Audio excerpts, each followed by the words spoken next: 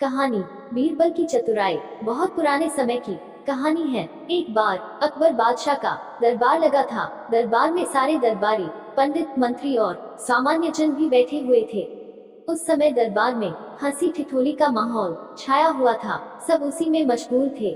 अकबर भी बहुत खुश नजर आ रहे थे। लेकिन एक बात थी जो अकबर को हमेशा ही खटकती रहती थी, वह यह कि राज दरबार के सभी दरबारी बीरबल के फैसले से बहुत चलते थे। बीरबल के आगे उनके फैसले की एक न चलती थी, इसलिए उन्हें बीरबल से बहुत ईर्ष्या थी। लेकिन वह बीरबल के सामने बोलने की हिम्मत जुटा नहीं पाते थे। बीरबल की दरबार में अनुपस्थिति होने पर अकबर हमेशा बीरबल की प्रशंसा के पुल बांधते रहते थे। जब बीरबल दरबार में अनुपस्थित रहता था तब दरबारी बीरबल के प्रति द्वेष का भाव रखकर अकबर बादशाह को भड़काने का काम करते रहते थे। लेकिन अकबर को बीरबल की चतुराई पर बहुत भरोसा था। दरबार में चल रही हंसी ठिठोली के बीच अकबर ने दरबारियों की परीक्षा लेने का मन ही मन विचार बनाया। उन्होंने सभी दरबारियों से शांत होने को कहा और बोले, ध्यान से सुनो, तुम सभी को मेरे एक सवाल का जवाब देना है। जो इस सवाल का जवाब सही देगा और उसे साबित कर दिखाएगा, उसे मैं बीरबल की जगह अपना मंत्री नियुक्त कर दूंगा। अकबर ने कहा, देखो, तुम सबके लिए बहुत बढ़िया अवसर हाथ आया है।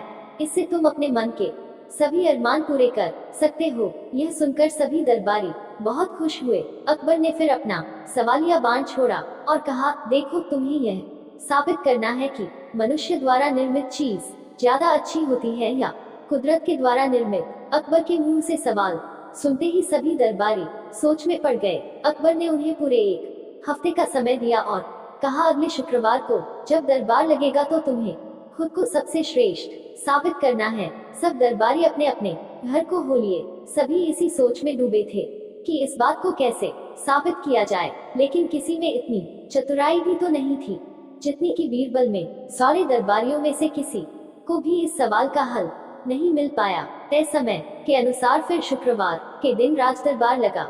सभी लोग अपने अपने आसन पर विराजमान हो गए।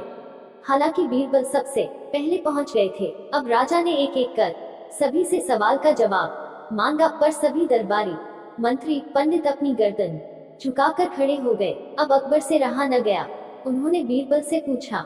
बीरबल ने बड़ा ही चतुराई भरा जवाब दिया, जहां पनाह, विस्मयादिबोधक चिन्ह, इसमें कौन सी बड़ी बात है? इसका जवाब बहुत ही आसान है, अभी लीजिए। कहकर वह अपने कुर्सी से उठकर बाहर चले गए। यह देख दरबारियों में खुसर फुसर शुरू हो गई।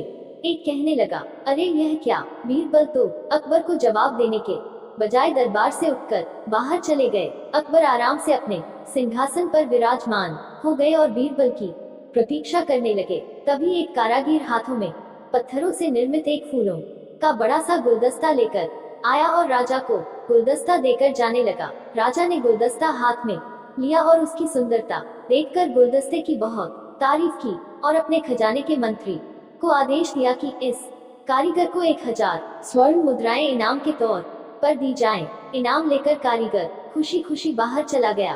तभी अकबर के बगीचे का माली आया और एक बड़ा सा गुलदस्ता को राजा को भेंट किया। इतना सुंदर गुलदस्ता देखकर राजा उसकी भी तारीफ किए बिना न रह सका। अकबर ने फिर अपने मंत्री को आदेश दिया और कहा, माली को 100 चांदी की मुद्राएं इनाम के तौर पर दी जाए। बस फिर क्या था, राजा का इतना आदेश हुआ कि बीरबल चतुराई भरा मुंह बनाकर दरबार में दाखिल हुए। पहले तो अकबर बीरबल पर बहुत नाराज हुए और कहने लगे, शायद सभी दरबारी ठीक ही कहते हैं, मैंने ही तुम्हें जरूरत से ज्यादा तवज्जो दी है, इसीलिए तुम यूं बीच में ही राज दरबार छोड़कर चले गए और मेरे सवाल का जवाब भी नहीं दिया। अकबर का इतना कहना ही हुआ कि बीरबल ने अकबर को प्रणाम करते हुए कहा, जहां पनाह, आप कुछ भूल रहे हैं। अभी अभी जो 2 कारीगर यहाँ उपस्थिति देकर गए हैं, उन्हें आपके पास भेजने के लिए ही मैं बाहर गया था। आपने यह कैसा न्याय किया?